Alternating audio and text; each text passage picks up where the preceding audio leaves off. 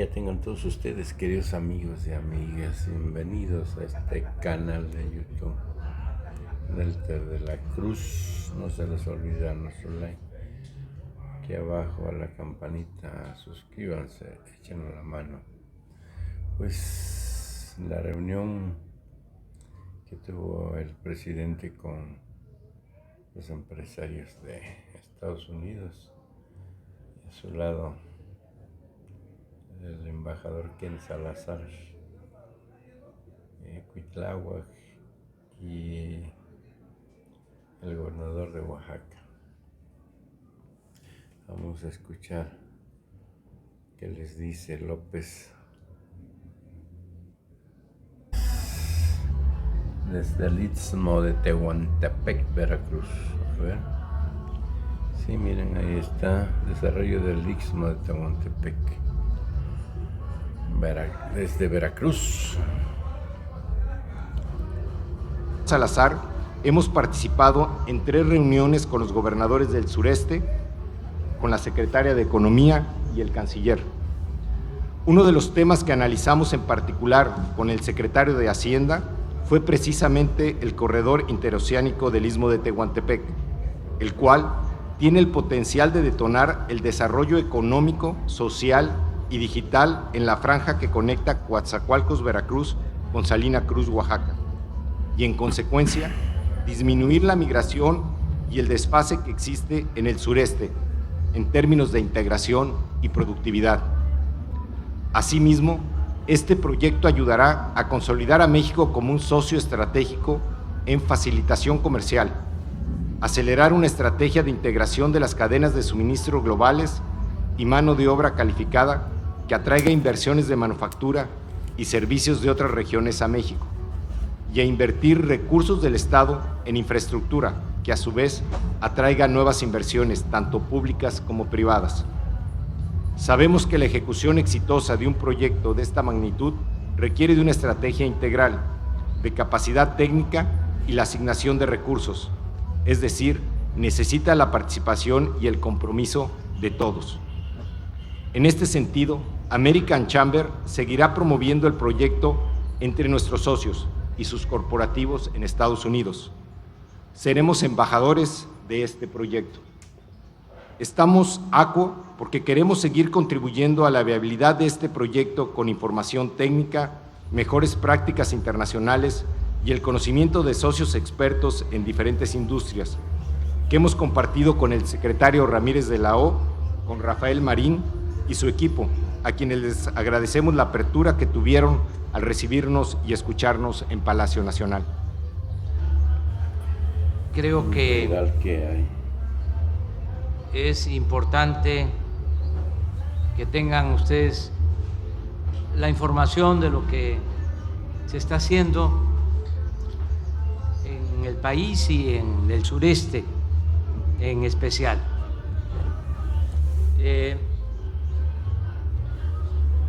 Quiero llamar la atención sobre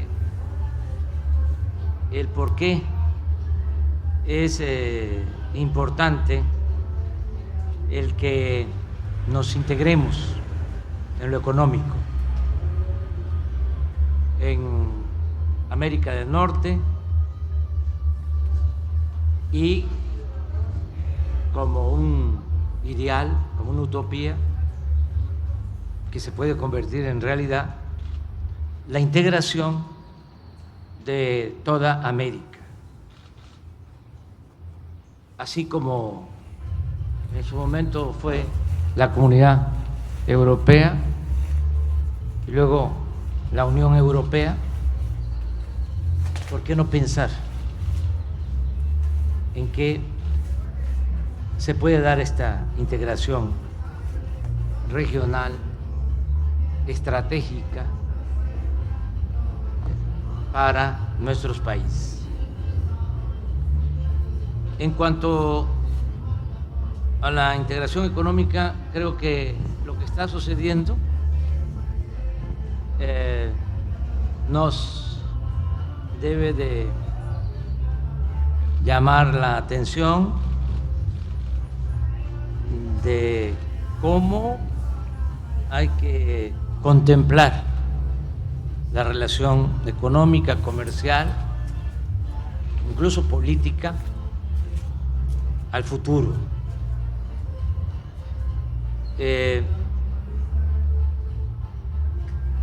Sería bueno que viéramos un momento una gráfica que hace unos días me mostró Juan Pablo Devoto, subsecretario de Hacienda, subsecretario de Egresos. A ver si le explicas de cómo era la relación económica comercial hace unos años y cómo es ahora. Sí, claro, presidente. Lo que muestra las distintas imágenes que vamos a ver es la evolución de la relación comercial entre los países. La liga, o digamos, la establece aquel país con el cual ellos tienen una mayor relación comercial. Entonces, lo que se observa en los 60s es que Estados Unidos tiene un núcleo importante y por otro lado se encuentran ciertos países de Europa y también Inglaterra. Quizá pasando a la siguiente. Lámina, por favor. Amigos. Básicamente lo que se empieza a ver es una disgregación entre lo que tiene que ver con la comunidad europea, con una presencia más importante de Alemania y por otro lado un clúster importante con Estados Unidos y una participación también ahí relevante de Japón y por ahí un satélite. Si podemos pasar a la misma gráfica en el 2000. En el 2000 ya vemos mucho más marcadas las diferencias entre Europa y Estados Unidos. China empieza a agarrar un poco de influencia con algunos países de Asia y digamos que, pero Estados Unidos digamos mantiene pues esta cuestión céntrica hacia una serie de socios comerciales. Y si podemos pasar a ver la gráfica, cómo se ve en el 2020, digamos, solamente para referencia, todos estos datos son datos del Fondo Monetario Internacional y corresponden a la suma de importaciones y exportaciones. Vemos que China ahora mantiene una imagen mucho más centralizada con una mayor aportación del comercio o mayores socios comerciales hacia una buena cantidad de países, no solamente de Asia, y Estados Unidos, digamos, se ve desplazado en cuanto a su centralidad en esta gráfica. Es un poco lo que se observa como una tendencia en el comercio internacional. Sería todo. Si esto lo proyectamos, si continúa la tendencia, se va a producir en el mediano plazo un desequilibrio muy desigual y riesgoso, porque el que haya hegemonías no nos conviene a los que queremos vivir en paz. Si hay un desequilibrio mayor, que lo pueden medir los técnicos, que deberían de estar ya proyectando lo que va a suceder si no cambiamos las cosas en el 2050. Alguien decía que hay quienes piensan en las futuras generaciones y hay quienes piensan en las futuras elecciones. Esta es la diferencia entre un político común y un estadista, y un hombre de Estado, un hombre de nación.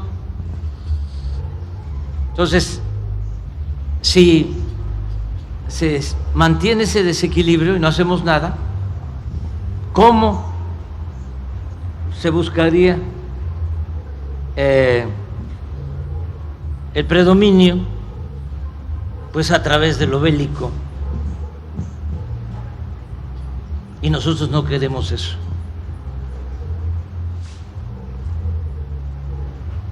Así de claro y de sencillo. Entonces, preferimos un vecino económica, comercialmente fuerte, no un vecino fuerte en lo militar, en lo bélico.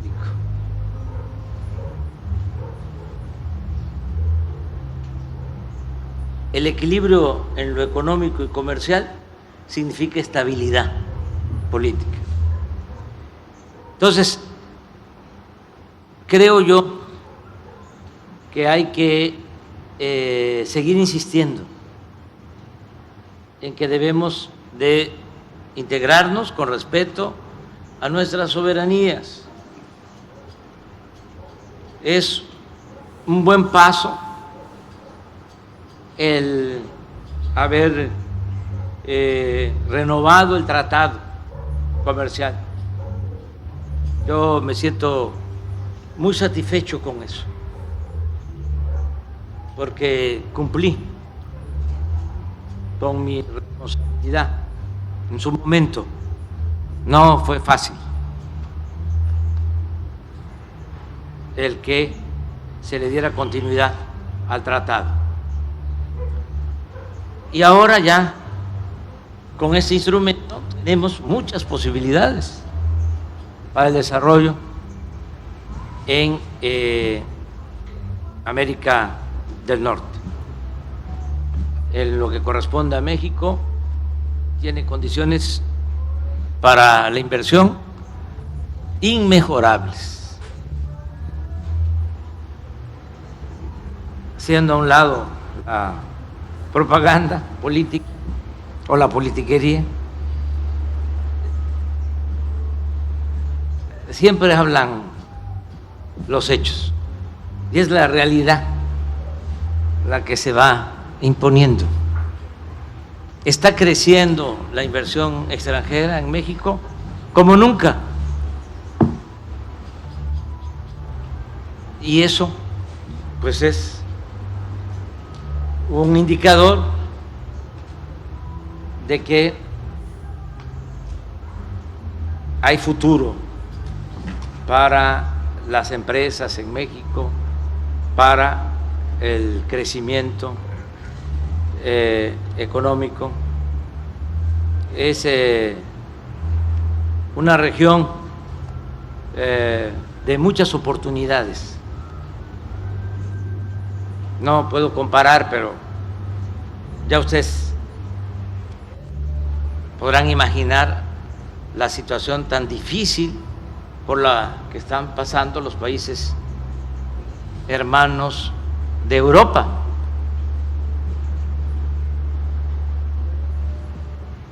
Eso es distante a nuestra realidad. Este es un país y una región con futuro. Por eso lo del tratado ayuda mucho. Y decía, ojalá luego de integrarnos bien en el norte o al mismo tiempo, convencer de la importancia de la integración de todo el continente americano. Hay un potencial enorme en toda América. Y solo pensemos en una ventaja comparativa que ahora se mencionó, las distancias, los costos por fletes. Nosotros tenemos inversión, hay tecnología, muchísimos recursos naturales, mano de obra joven y mercado. Es cosa nada más de ver los ingresos per cápita en el mundo. ¿Cómo estamos en América del Norte? ¿Cómo estamos en América? ¿Cómo estamos en otras regiones? Entonces, ¿por qué no apostar a producir más? Dejar de estar consumiendo. ¿Por qué no ser más autosuficientes en lo regional? Eso es algo que quería. Lo otro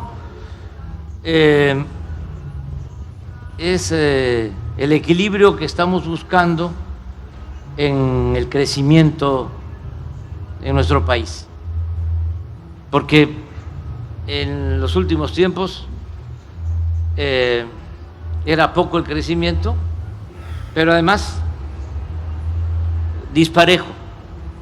En el norte 6-8% anual, en el centro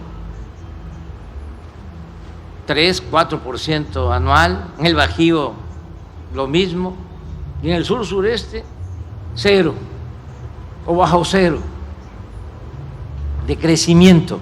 Solo teníamos con crecimiento Quintana Roo, y eso el norte de Quintana Roo, por el turismo, Cancún y la Riviera Maya, porque hasta el sur de Quintana Roo tenía decrecimiento. Y desde luego Yucatán y Campeche y Tabasco, y Oaxaca, Chiapas, Veracruz. Bueno, ¿qué estamos ahora haciendo? Buscando un crecimiento horizontal, equilibrando, no abandonando el norte, no abandonando el centro, no abandonando el Bajío, sino apoyando a la región que estaba completamente en el abandono. Puedo ahora decir a ustedes que como nunca se está invirtiendo en el sureste del país. Ayer hablaba yo de solo 2 proyectos, inversión pública, de alrededor de 25,000 millones de dólares. 2 proyectos.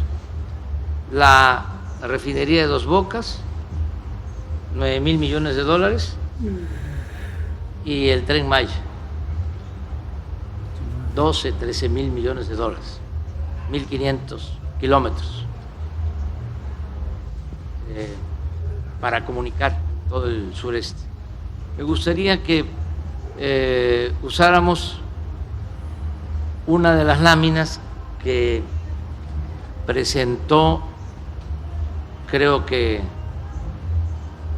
el gobernador de Chiapas, Rutilio, o una del sureste, para ver lo que significa el Tren Maya y lo que significa el proyecto del Istmo.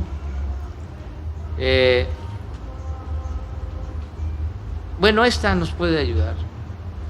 Esta es muy importante.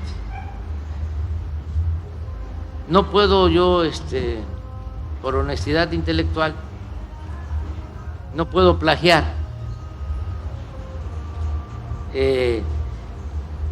Este mapa lo hice a partir de una idea de Antonio del Valle.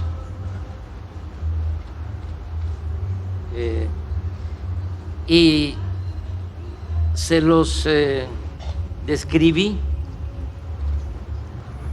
a los empresarios de la cervecera Constellation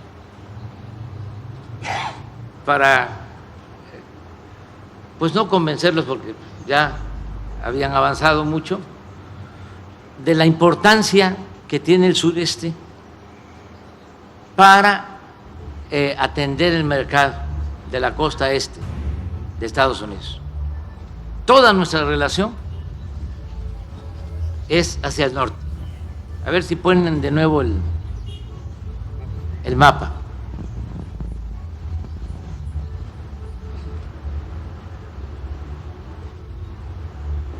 Y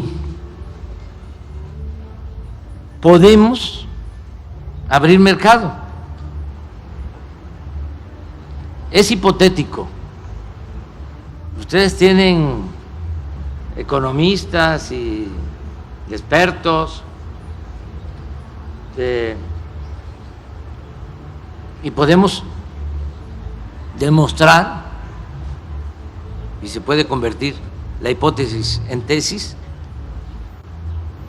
de que todo ese mercado no tiene presencia de productos mexicanos,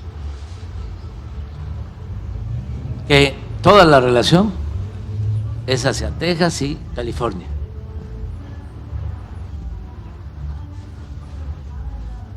Si la planta de Constellation, que quiero aprovechar para agradecer la confianza de los empresarios de Estados Unidos,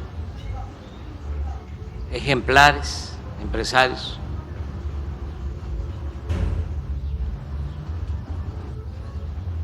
si esa planta se reproduce, imaginemos,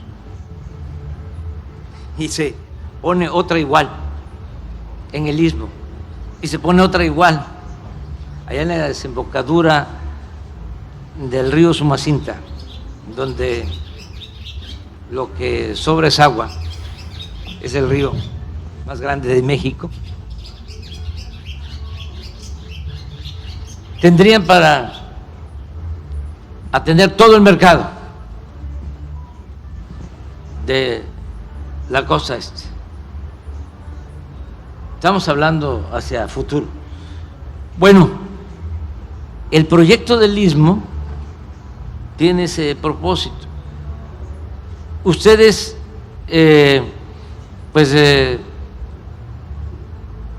se ocupan del sector energético, de las distintas ramas de la economía.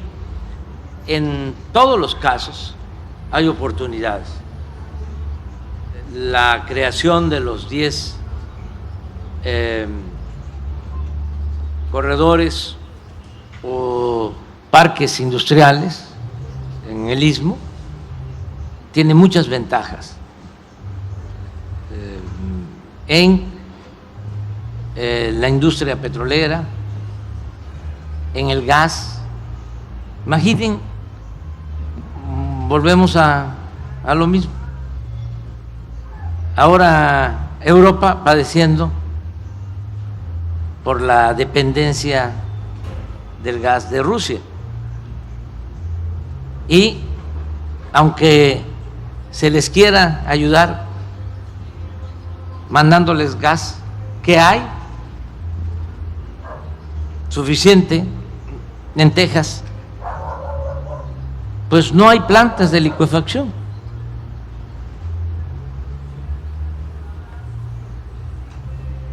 A eso me refería cuando decía que hay que cambiar, ya, hay que ver las cosas de otra manera. Entonces, no solo es la planta de licuefacción en Salina Cruz para el gas a Asia, no, planta de licuefacción en Coatzacoalcos para Europa. ¿Y qué no es negocio? Si se tiene el gas.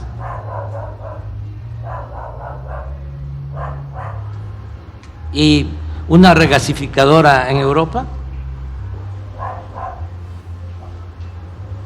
por mencionar algo, ¿no? Y muchas otras inversiones, todo lo que significa la producción agropecuaria del sureste, de Oaxaca, de Chiapas, Tabasco, Veracruz. Celebro el que ya hay una empresa que tiene un ferrobuque y llega el buque enorme, suben 75, 80 vagones de ferrocarril y los bajan en Alabama. Eso de Coatzacoalcos a Alabama. 2, 3 días. Ya están ellos invirtiendo en eso. Entonces, sí hay mucho potencial, garantizarles de que vamos a apoyar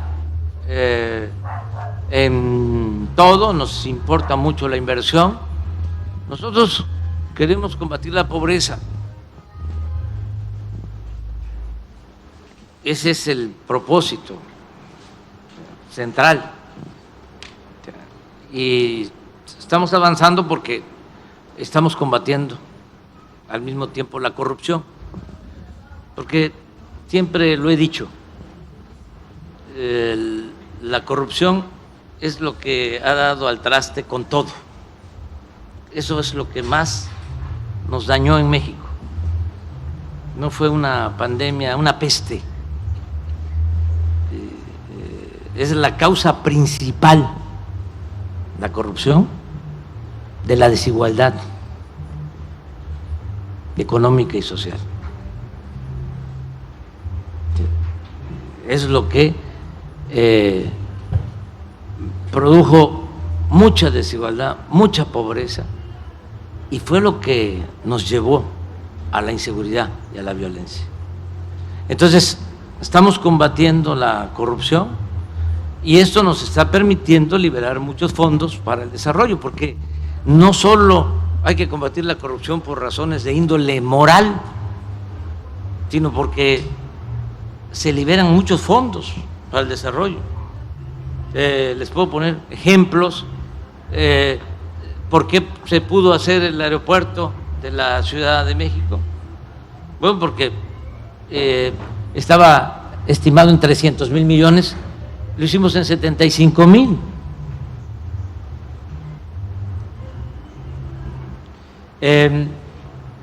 Estamos haciendo cuarteles para la Guardia Nacional, para 120 elementos. Ya tenemos 260 cuarteles. Los construye también la Secretaría de la Defensa, los ingenieros militares. 25 millones por cuartel para 120 elementos equipados. Con corrupción, pues son 250 millones, 10 veces más. Pero no solo cuesta más, sino no se terminan. Como tenían que dar soborno, el constructor se llevaba el anticipo y ahí quedaba la obra tirada. Estamos ahora construyendo 2.700 sucursales del Banco del Bienestar, porque estamos dispersando recursos para el bienestar a toda la población. 2.700 sucursales, para que la gente tenga un lugar cerca y pueda sacar lo que por derecho le corresponde.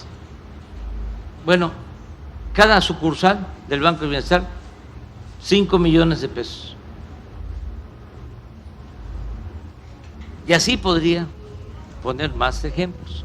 Entonces, todo esto nos permite avanzar mucho, destinar recursos al bienestar, De los 4 estados que están aquí presentes, les puedo decir que en el caso de Oaxaca y Chiapas, en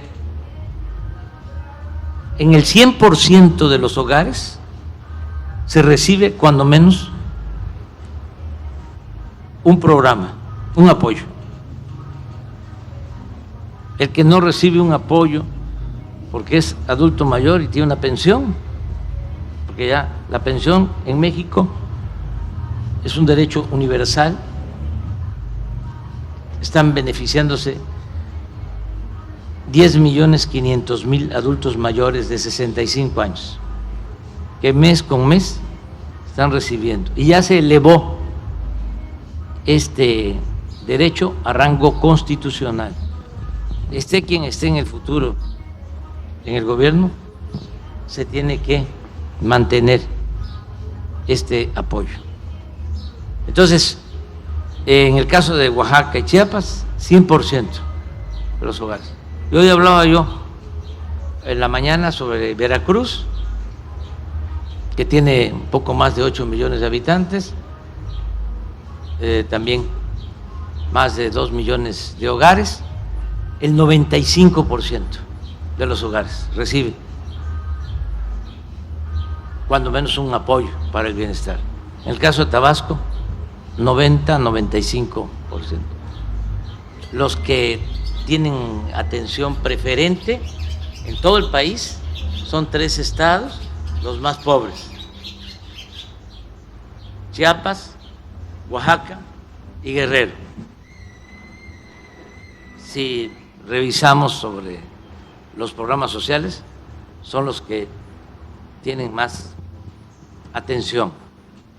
Bueno, por eso en estos 4 estados no hay problemas graves de violencia, y le agrego grave porque me tengo que cuidar, porque estamos también viviendo, así como son tiempos de oportunidades y de esperanzas, son tiempos también de sopilotes. Entonces tengo que usar bien la geometría del lenguaje y hablar más despacio que de costumbre. Yo no hablo de corrido para cuidarme, porque si digo en estos 4 estados no hay violencia, esa es la nota. Por eso le agrego, en estos 4 estados no es tan grave el problema de violencia. Y es cierto, en Chiapas prácticamente no hay violencia, es de los estados con menos violencia en el país. Tabasco lo mismo, nos aparece. Caso de Oaxaca igual. Veracruz hoy vimos, hemos bajado nada más en lo que tiene que ver con el delito de secuestro, en el tiempo que estamos, 75% la incidencia de este delito en el país, 75%. Bueno, y no es nada más porque estamos trabajando de manera conjunta, la Secretaría de la Defensa, la Secretaría de Marina, la Secretaría de Seguridad Pública. Quiero así subrayar de que la Secretaría de Marina y la Secretaría de Defensa son 2 pilares fundamentales del Estado mexicano y hemos recibido mucho apoyo. Fue acertado también hacer una reforma constitucional al inicio del gobierno para que la Secretaría de Marina y la Secretaría de la Defensa pudieran ayudarnos en labores de seguridad pública, porque no se les permitía legalmente. Y se logró esa reforma y gracias a eso enfrentamos el problema de la inseguridad y de la violencia, pero hoy decía, y lo sostengo como una convicción, que lo más importante de todo es el bienestar de la gente. La paz es fruto de la justicia. Eso es lo más importante. Entonces, vamos pues a seguir trabajando juntos. Hoy también en la mañana hablé, y aprovecho para repetirlo, porque generó alguna inquietud lo de la reforma eléctrica. Quiero comentarles que ya el Poder Judicial resolvió, la Suprema Corte,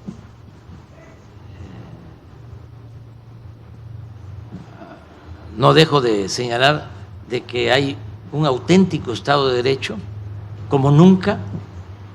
Antes la división de poderes era una formalidad.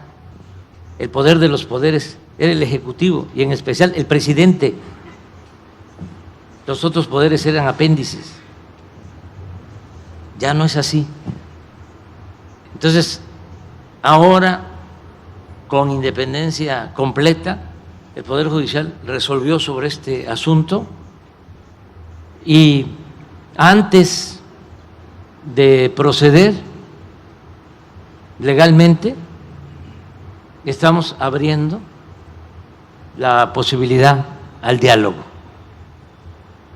a las empresas que tienen que ver con la industria eléctrica. Y los vamos a convocar en su momento para explicarles cómo queda la ley eléctrica.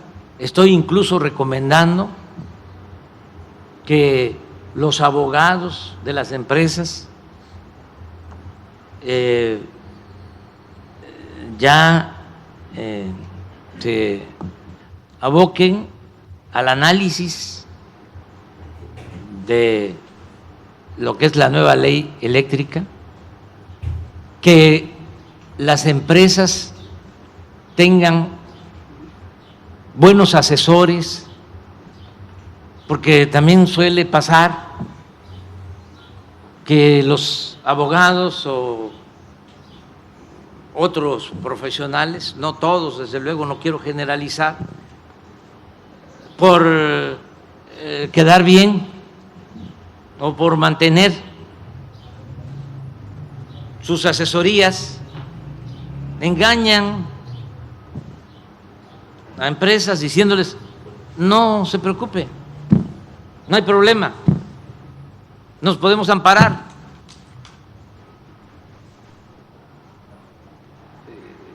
Una vez una corporación muy fuerte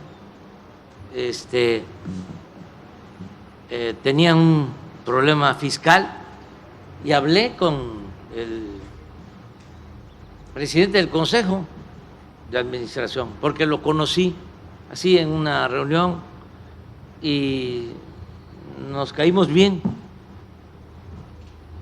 Entonces me informaron de Hacienda de que tenían una deuda de 12,000 millones de pesos. Entonces le hablé porque teníamos que presentar una denuncia penal, y le hablé. Dice: es que me dicen mis abogados que estamos fuertes. Pues te están mintiendo. ¿Por qué no envías gente de tu confianza a que revisen el caso? Porque lo que queremos es llegar a un acuerdo. Y envió gente de su confianza, y en efecto llegaron a la conclusión que debían los 12,000 millones de pesos y los pagaron. Bueno, voy a decir, Indirecto, ¿quién se lo fue sabe? Wolvar. O sea, actuando con legalidad. y es de reconocerlo. Entonces, en el caso de la ley eléctrica es lo mismo. Entonces, ya no se va a poder lo del autoabasto. Es fraude legal. Directo Así, a qué se le hace. decidido por la mayoría de los votos de la Corte, porque se vio artículo por artículo. Y en este caso creo que de 11 ministros, 11 votaron por considerar que se trataba de fraude legal. Fíjate. Ya hablan Entonces, que es Salazar. ¿Cuántos hay así? Una vez que empiece a aplicarse la ley. Pues como 70,000 empresas De la espalda, ¿quién? que dependen de 10 o 20 que les venden de energía, porque hay un autoabasto legal que es el que tiene una empresa que consume la energía, pero este caso es distinto al que genera la energía y la vende simulando de que se trata de una sociedad comprando con $1 una acción. Pues eso ya no es posible Tómala. legalmente. Pero también ni modo que iniciemos los procesos judiciales. No, vamos a dialogar, a buscar las opciones. ¿Qué alternativas tenemos? Y eso es lo que vamos a hacer en este asunto, en este caso. Como lo hicimos en el caso de los gasoductos y como lo vamos a hacer en todo. Imagínense si actuamos de manera estricta. De 110 contratos que se entregaron para la explotación del petróleo, solo hay 2 produciendo. Y han transcurrido 6 años de la llamada reforma energética. Y ni modo que actuemos cancelando los contratos. No. Si en otros tiempos se consideraba de que no era negocio, a lo mejor ahora que el precio del crudo está alto, ¿cómo lo vamos a hacer con esta empresa que tiene convivencia o tiene cercanía con un campo de Pemex? Talos.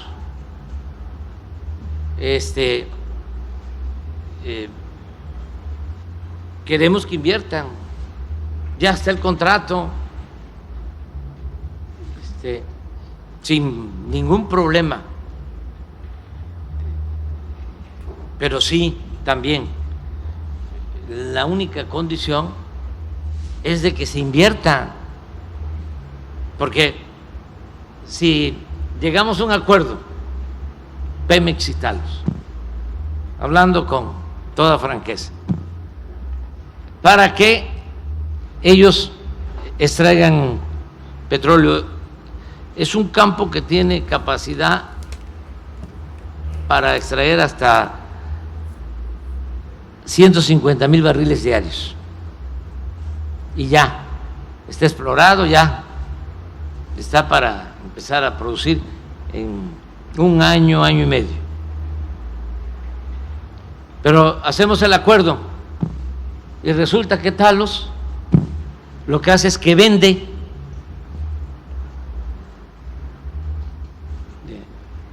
sus bonos o vende la concesión. O sea, solo utiliza el acuerdo para la especulación. Pues no. Queremos que inviertan. Y así no hay ningún problema de nada. Nosotros ayudamos en todo. Pero ya basta de especular. En estas cosas parecería extraño, pero coincidimos con el presidente Biden en estos temas que estoy tratando, porque él quiere que se actúe de conformidad con la ley, que haya justicia, y es lo mismo que buscamos nosotros. Entonces, México tiene muchas oportunidades y ustedes tienen todas las posibilidades de hacer negocios. Aquí hay una nieta de Antonio Ortiz Mena, y don Antonio decía de que se tenían que crear las condiciones para hacer negocios en México con ganancias razonables. Y eso es hacer negocios con ganancias razonables. Él fue secretario de Hacienda 12 años y fueron 2 sexenios con crecimientos promedios de 6% anual, sin inflación, sin devaluación. En ese entonces. Y el país avanzó mucho. Entonces, hay posibilidades de que se invierta en México, cuenten con todo nuestro apoyo. Le agradecemos mucho a Ken Salazar por ayudar a ser el enlace. Son muy buenas las relaciones con el gobierno de Estados Unidos, no nos podemos pelear. No solo porque son 3.180 kilómetros de frontera, sino porque hay una relación histórica de amistad y también de oportunidades mutuas que debemos de aprovechar. Entonces, vamos a nosotros a seguir cultivando las buenas relaciones de amistad con el gobierno de Estados Unidos, y le agradecemos mucho a Ken, que representa muy bien a Estados Unidos y comprende también la situación nuestra. Ayer recordaba yo lo que hizo un buen embajador de Estados Unidos en México, Joseph Daniel. Fíjense cómo es la historia y la política y las vueltas que da la vida. Daniel fue secretario de Marina cuando se invadió Veracruz, cuando se invadió México. Él fue el que ejecutó el desembarco. Estando de presidente Woodrow Wilson, un buen presidente, demócrata, y Daniel, secretario de Marina. Y el segundo de Daniel, en 1914, 21 de abril de 1914, ayer, hace 108 años, Franklin Delano Roosevelt. que llegaría después a ser presidente, también demócrata, en el tiempo que el presidente Cárdenas toma una decisión histórica de expropiar el petróleo. Y ayuda mucho el que Daniel, amigo del presidente, había sido su jefe, era el embajador de Estados Unidos en México. Y por eso ya no hay otra invasión, entre otras cosas. Porque Daniel y el presidente Roosevelt se entienden muy bien con el presidente Cárdenas. Y también la invasión del 14 tiene una gran enseñanza, porque ayer lo comentaba, estaba Huerta en el poder, que había llegado con un golpe de Estado, asesinando al presidente con más vocación democrática en la historia de México, el apóstol de la democracia, Francisco I. Madero. Bueno, se impone Huerta, se declara presidente y Wilson nunca lo reconoce.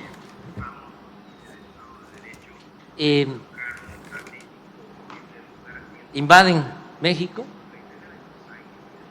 pensando en ayudar al movimiento revolucionario. Sin embargo, Venustiano Carranza, que era el dirigente del movimiento revolucionario, dice no,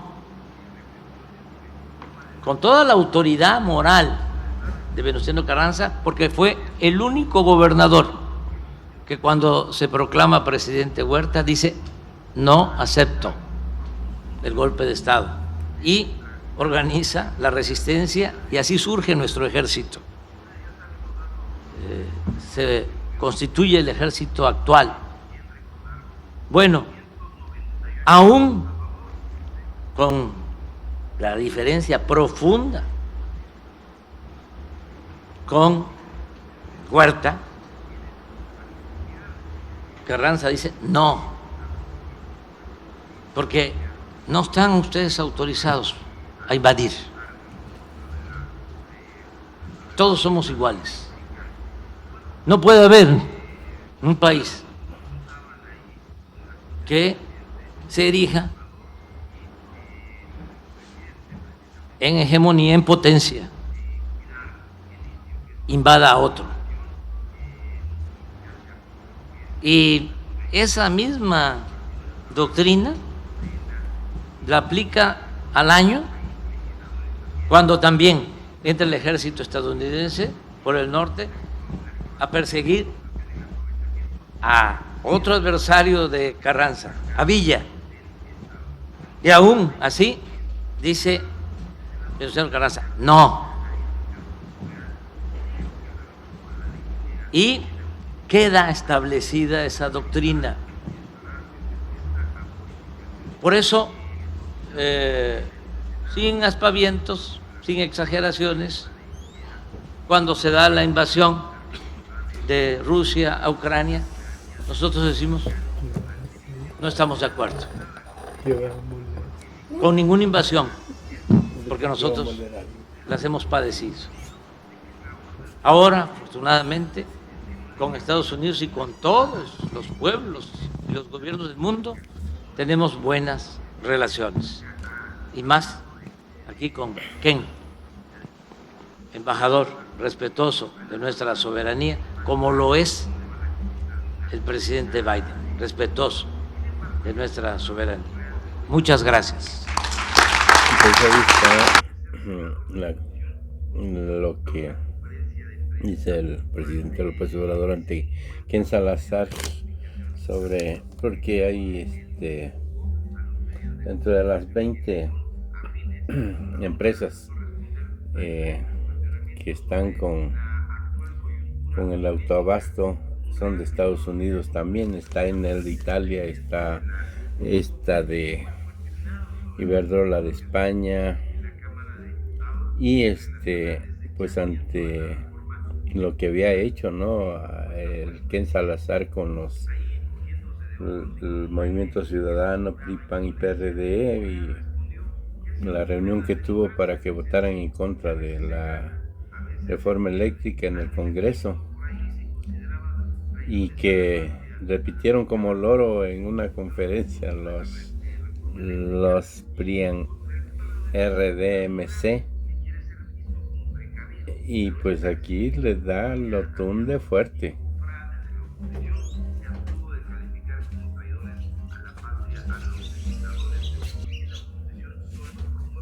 Pues sí, vamos a...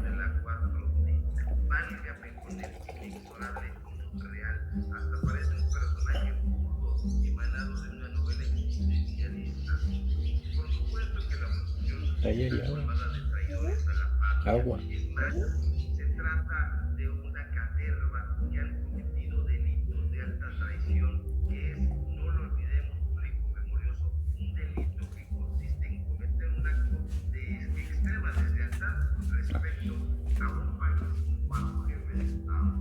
Bueno.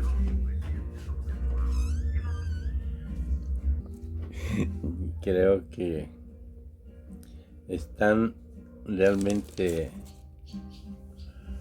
ya desequilibrados mentales estos del PRIAN. Se le van en contra de, no es contra López porque es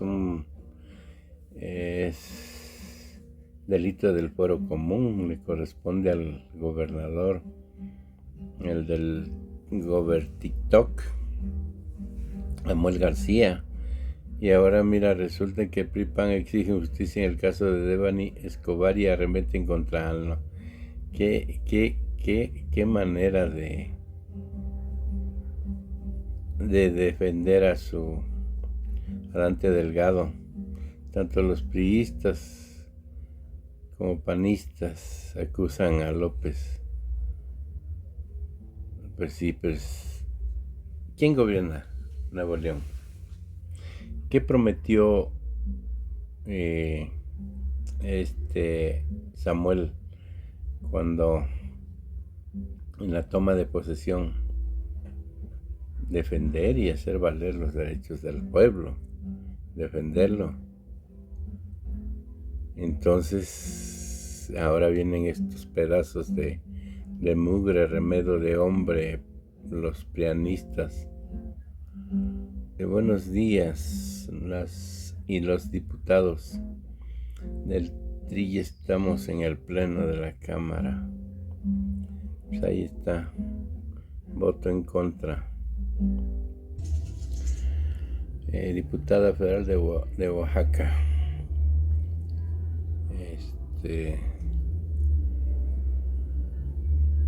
Si no le da tranquilidad a su pueblo, tampoco que exista para ellos. Difundamos su traición. Ahí está una de Oaxaca. Traidores a la patria. Estado de México. Pues ahí está, querido pueblo, querido. Pues ahí están los del PAN, los del PRI. Hasta qué cara de espantado ese amigo. ¿Cómo ven? Listo, esto me lo mandaron. Los números después de la reforma eléctrica. Dice que de azul hicieron lo correcto, de rojo dañaron a México. El 61.5% de la gente cree que la oposición le hizo daño a México al votar en contra. El 65.2% de la población cree que las y los diputados de oposición son traidores a la patria. El 59.6% cree que es correcto que se les señale como traidores. Tómenla. Y el presidente Andrés Manuel López Obrador pasó del 65 al 71% de la aprobación. presidente Andrés Manuel López Obrador rompió su máximo histórico. En la encuesta de líderes global que realiza Morning Consult Political Intelligence, número 2 entre los presidentes y primeros ministros de 22 países. Andrés, antes y después de la discusión de la reforma eléctrica. Aprobación antes del 10 de abril, 65. Aprobación después del 19 de abril, 71%. Modi 77, AMLO 71. Biden 40, Macron 36 y Johnson de Inglaterra 32%. Así nomás. ¿Qué dice? La Catrina obrera, la misma porquería pero más barata. Samuel García. También Cepeda, traidor a la patria. Auxilio, allá me están llamando traidor a la patria. Va por Iberdrola. Qué bonita caricatura. Otra. Martín Moreno, el que dice que va a poner a todos los morenistas en el Zócalo para quemarlos. Y que todos los que siguen a AMLO son unos analfabetas. Clásicos. Otra buena, alto al odio, que este es lo que está promocionando el de los cerillos, Martín Moreno. Alto al odio que le tienen a la patria, no a la violencia de los vendepatrios contra los mexicanos. Paloma Sánchez Ramos votó en contra de la reforma de Sinaloa. Es plurinominal. Que nunca se les olvide que fue traidor a la patria. Llevan 18 años y medio insultando a AMLO, a su esposa, a sus hijos, incluido al menor, a todos los que votamos por él. Y ahora dicen que están en contra de los discursos de odio. ¿Cómo no? Aprobación de AMLO antes y después. Ahí está, para que les duela. 71%, así nomás. Barrera Foutul, Laura del PRI, traidora.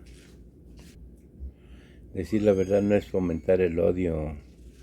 Las cosas se dicen como son y a los que se arrodillan ante intereses extranjeros se les llama traidores a la patria.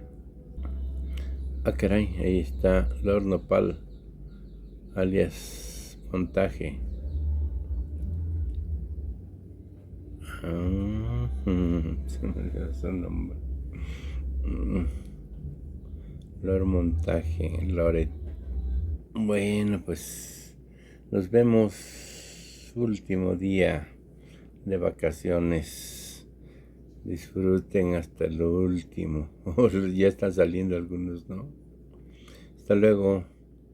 Cuídense mucho. No se les olvide darnos su like. Abajo la campanita, suscriban.